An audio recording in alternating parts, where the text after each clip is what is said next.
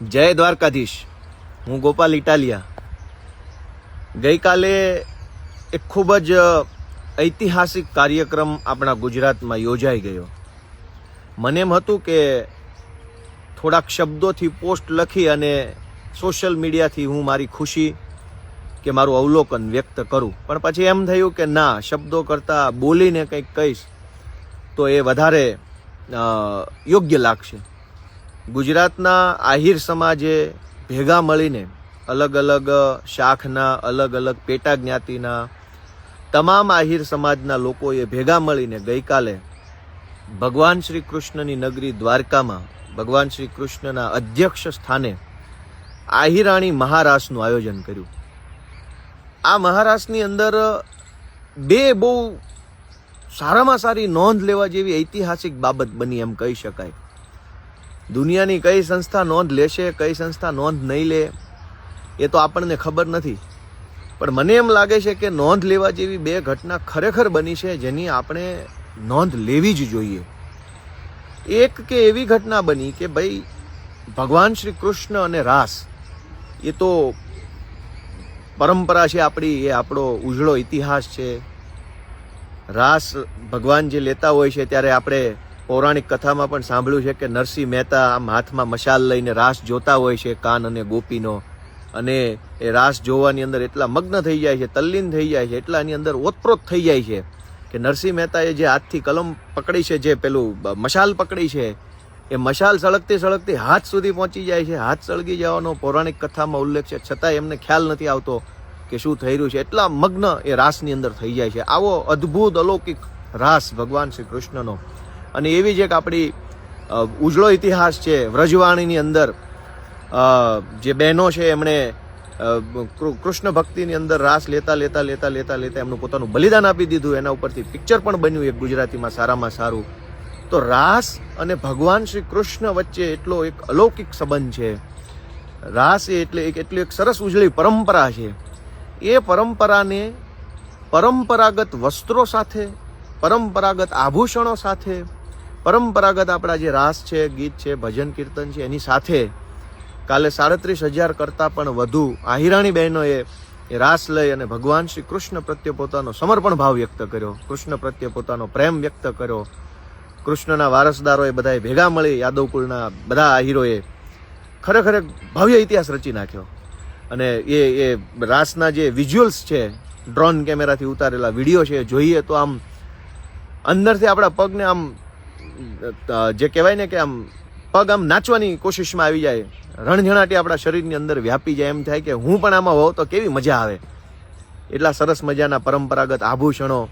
મારી જેવા માણસને તો નામય ન આવડે કે આ ગળામાં પહેર્યું એને શું કહેવાય, કે કાનમાં પહેર્યું એને શું કહેવાય, કે આ કપડું જે ઓઢ્યું છે એને શું કહેવાય. એવા સરસ મજાના વસ્ત્રો સાથે ભગવાન શ્રી કૃષ્ણને રીઝવવાનો અદ્ભુત પ્રયત્ન કાલે થયો. અને ખરેખર ખુશી થઈ એ દ્રશ્યો જોઈને. શું સરસ મજાનું મેનેજમેન્ટ, આખું મને જે જાણવા મળ્યું એ પ્રમાણે આખું મેનેજમેન્ટ છે એ બહેનોએ કર્યું. એટલું સરસ મજાની વ્યવસ્થા, કોઈ અફડાતફડી નહીં, કોઈ ટ્રાફિક જામ નહીં, ખાવા જમવા પ્રસાદની જે કાંઈ વ્યવસ્થા કરી હોય એની અંદર પણ કોઈ ધક્કામુક્કીના દ્રશ્યો નહીં. એટલું સુવ્યવસ્થિત, એટલું સુનિયંત્રિત, એટલું સરસ મજાનું દમદાર મેનેજમેન્ટ. એક અલગ પ્રકારનો ઇતિહાસ બની ગયો. અને 37,000 કરતાં પણ વધુ બહેનો એકસાથે રાસ લેતી હોય કૃષ્ણના ચરણોમાં દ્વારકામાં, એ તો મને એમ લાગે છે કે આવું ક્યારેય ઇતિહાસમાં બન્યું નહીં હોય. અને અમારી જેવા તો આશા રાખે કે 37,000 આહિરાણીઓએ રાસ લીધો, ભવિષ્યમાં એવું બને કે ગુજરાતભરની સર્વ સમાજની 10 લાખ બહેનો ભેગી મળી અને ભગવાન શ્રી કૃષ્ણના સાનિધ્યમાં રાસ લે તો એ તો આમ અહો અહો થઈ જાય એવી ઘટના છે. તો એક ઇતિહાસ એ બન્યો છે કે ભાઈ બધા જ આહિરો ભેગા થઈ અને એક લોહિયા આહિરો એવા સૂત્ર સાથે સૌએ એકતાનું એક પ્રતીક બતાવવાની કોશિશ કરી, જે ખરેખર ઐતિહાસિક બાબત છે, બહુ સારી બાબત છે. અને પરંપરાગત વસ્ત્રો સાથે આટલી મોટી સંખ્યામાં બધું જે મેનેજમેન્ટ કર્યું, ખૂબ જ ઐતિહાસિક ઘટના છે. આ બધું જ સારું છે, પણ એના કરતાં મને વધુ જે નોંધ લેવા જેવું, પ્રેરણા લેવા જેવું, શીખવા જેવું જે લાગ્યું એ હવે પછી હું કહું છું. આપણે ત્યાં એવો રિવાજ છે, રિવાજ નહીં આમ તો ફેશન થઈ ગઈ છે કે પોતાની જ્ઞાતિનો કાર્યક્રમ હોય અલગ અલગ જ્ઞાતિઓ છે, કોઈ આહિર છે, કોઈ પટેલ છે, કોઈ અન્ય સમાજ છે, કોઈ અન્ય સમાજ છે. પોતાની જ્ઞાતિનો જ્યારે અવળો મોટો સામાજિક કાર્યક્રમ થતો હોય ત્યારે એ સામાજિક કાર્યક્રમના આયોજનની અંદર જે આયોજન મંડળ બેઠું હોય એ આયોજન મંડળની અંદર 4-5 લોકોની ટોળકી એવી હોય કે એ ટોળકી જ્ઞાતિ બહારના બીજા જે રાજકારણીયાઓ હોય છે, પ્રદેશ પ્રમુખ લેવલના હોય કે ગૃહમંત્રી ટાઈપના હોય, એને વાલા થવા માટે, એને સારું લગાડવા માટે, અંગ્રેજીમાં અપીઝ શબ્દ છે, એમને અપીઝ કરવા માટે, એમની આગળ પાછળ ફરવા માટે પોતાની જ્ઞાતિના કાર્યક્રમમાં આવા બધા માણસોને બહારથી લાવી અને આખા કાર્યક્રમમાં એમનું પબ્લિસિટી, એમની વાહવાહી કરતા હોય છે. અને ગુજરાતમાં આ ફેશન થઈ ગઈ છે કે પોતાની જ્ઞાતિનો કાર્યક્રમ હોય એટલે ગૃહમંત્રીને બોલાવવું ને પ્રદેશ પ્રમુખને બોલાવવું ને મુખ્યમંત્રીને બોલાવવું, અને એ એક ટોળકી હોય. આયોજનમાં એનો રોલ એટલો જ હોય કે એ પોતે પોતાના નેતાને હારા થવા માટે આપણા કાર્યક્રમમાં લઈ આવે. સમાજના 4 છોકરાને સ્ટેજ ઉપર બોલવાની તક ન મળે, સમાજની 4 દીકરીઓને સ્ટેજ ઉપરથી પોતાની કલા કે પોતાની ક્ષમતા બતાવવાની તક ન મળે, પણ ગૃહમંત્રીને વાલા થવાવાળી જે ટોળકી હોય છે એ આવા કાર્યક્રમોમાં ગૃહમંત્રીને ઘુસાડી દે. આહિરોએ કાલે બહુ સારું એક આખું સમાજને ઉદાહરણ પૂરું પાડ્યું કે ભાઈ સમાજનો કાર્યક્રમ હોય ત્યાં માત્ર સ્ટેજ ઉપર સમાજનો વ્યક્તિ, બીજા કોઈ મહાન હશે, દુનિયાના શ્રેષ્ઠમાં શ્રેષ્ઠ માણસ હશે, કાંઈ વાંધો નહીં, ઈશ્વર એને સુખી રાખે, પણ આ કાર્યક્રમ સમાજનો છે તો સ્ટેજ ઉપર માત્ર સમાજનો માણસ હશે. એ પ્રેરણા, એ ઉદાહરણ, એ દાખલો ગઈકાલે આહિર સમાજે પૂરો પાડ્યો. હું તો એના માટે આહિર સમાજનો આભારી માનું છું, અભિનંદન પાઠવું છું કે એક નાના સમાજે કેવડો મોટો દાખલો બેસાડ્યો. શીખવું હોય તો આમાંથી આપણે શીખી શકીએ, નથી શીખવું તો એનો તો કોઈ રસ્તો નથી. તો મને એ ખબર છે, સુરતમાં રાજકારણમાં જોડાયેલા છીએ, બધાને ખબર છે કઈ પાર્ટીમાં શું કરીએ છીએ, અમે જોઈએ છીએ. હું તો સુરત રહું છું એટલે ખાસ સુરતનો દાખલો આપી શકું કે કંઈ પણ સામાજિક કાર્યક્રમ હોય એટલે સત્તા પક્ષના સમાજ સિવાયના લોકોને વાલા થવાવાળી ટોળકી જે છે એ તરત ગૃહમંત્રીને બોલાવું, ઢેંકણા મંત્રીને, પૂછડા મંત્રીને બોલાવું, સમાજના લોકોને આમંત્રણ આપું ન આપું પણ મારા નેતાને આમંત્રણ જરૂર આપું. આહિર સમાજે કાલે જે કાર્યક્રમ કર્યો એમાં એક બીજું પણ બહુ સારી નોંધપાત્ર બાબત બની. મેં એના ફોટો વિડીયો જોયા તો સ્ટેજ ઉપર બધી જ પાર્ટીના નેતાઓ, મંત્રી શ્રી મુળુભાઈ હતા, કોંગ્રેસમાંથી જે આગેવાન છે ભાઈ અમરીશભાઈ હતા, હેમંતભાઈ ખવા હતા, એ સિવાય વિજયભાઈ વાઘ છે, ઘણા બધા નેતાઓ, મતલબ બધી પાર્ટીમાં ભલે હોય પણ મૂળ આહિર હતા એ બધા સ્ટેજ ઉપર હતા. આપણે ત્યાં તો એવી ફેશન છે કે જ્ઞાતિનો કાર્યક્રમ હોય કે ભાઈ એક્સ નામની જ્ઞાતિનો સામાજિક કાર્યક્રમ, પણ આમંત્રણ માત્ર એક જ પક્ષના લોકોને. બીજા પક્ષમાં એક્સ નામની જ્ઞાતિના લોકો હોય તો પણ એને આમંત્રણ નહીં આપવાનું. જ્યારે કાર્યક્રમ એમ કહેવાય કે આ તો ફલાણી જ્ઞાતિનો છે, પણ ફલાણી જ્ઞાતિના કાર્યક્રમમાં કોઈ પણ પાર્ટીમાં ભલે હોય આપણી જ્ઞાતિનો છે તો એને આમંત્રણ આપીએ, એવું નથી બનતું બને ત્યાં સુધી. માત્ર ચોક્કસ પાર્ટીમાં હોય તો જ એને આમંત્રણ આપવાનું, કાર્યક્રમ ભલે જ્ઞાતિનો હોય. આહિર સમાજે કાલે એ દાખલો પૂરો પાડ્યો, ગમે એ પાર્ટીનો હોય, આહિર છે એ આહિરાણી મહારાષ્ટ્રની અંદર હાજરી આપશે. એટલે મને એમ લાગે છે કે આ બે જે ઐતિહાસિક દાખલા આપણને આહિર સમાજે પૂરા પાડ્યા છે એની આપણે નોંધ લેવી જોઈએ. સમાજ તો જ એક બને, સમાજ તો જ મજબૂત બને જ્યારે આપણે બધાનો સમાવેશ કરીએ. સમાજ તો જ આગળ વધે જ્યારે જેનો સમાવેશ નથી જ કરવાનો એનો ન કરીએ, ભલે ગમે એવા મહાન માણસ હોય, પણ નહીં તો નહીં. તો જે આયોજકો છે આ આહિરાણી મહારાષ્ટ્રના, એમણે ખરેખર ખૂબ પરિપક્વતા ભર્યું, ખૂબ ઊંડી સમજણવાળું પગલું ભર્યું છે કે જેને નથી જ લાવવાના નહીં જ હોવા જોઈએ. નહીંતર 40-50 હજાર માણસો ભેગા થતા હોય ત્યાં તો રાજકારણીયા મૂકે નહીં ભાષણ કરવાનું, સ્ટેજ તો એને જોઈએ જ જોઈએ કે નહીં ભાઈ 40-50 હજાર લોકો ફ્રીમાં મળતા હોય ને ભાષણ કરવાની તક કેના જાતિ કરીએ, જાતિ જ ન કરે.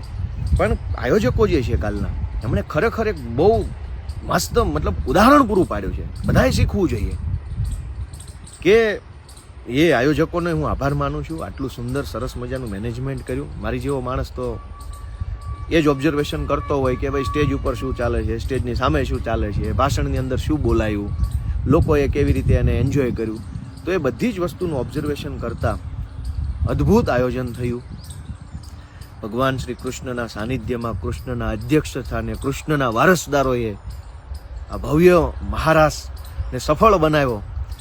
અને આની પાછળ તો કેટલા મહિના, કેટલા દિવસોની મહેનત હશે, કેટલા લોકોની મહેનત હશે. પણ આજે જ્યારે હું આ બીજા દિવસે 24 તારીખે મહારાસ યોજાઈ ગયો, આજે જ્યારે આપણે બીજા દિવસે વાત કરીએ છીએ ત્યાં સુધીમાં તે કોઈ એક ચોક્કસ વ્યક્તિનો ફોટો કે કોઈ એક ચોક્કસ વ્યક્તિની વાહવાહી કે ચોક્કસ વ્યક્તિના કારણે બધું થયું એવું પણ હજુ સુધી બહાર ન થયું. એનો મતલબ એમ કે આયોજકોએ સમાજમાં એ સંદેશ આપવામાં સફળ રહ્યા કે ભાઈ આ તો ટીમ વર્કનું પરિણામ છે. જનરલી આપણે જોતા હોઈએ છીએ કે બધું બહુ સારું થાય એટલે એક મહાપુરુષનો ફોટો આવી જાય કે ઢેંકણાભાઈના કારણે આ બધું સારું થઈ ગયું, એ ન હોત તો ન થાત.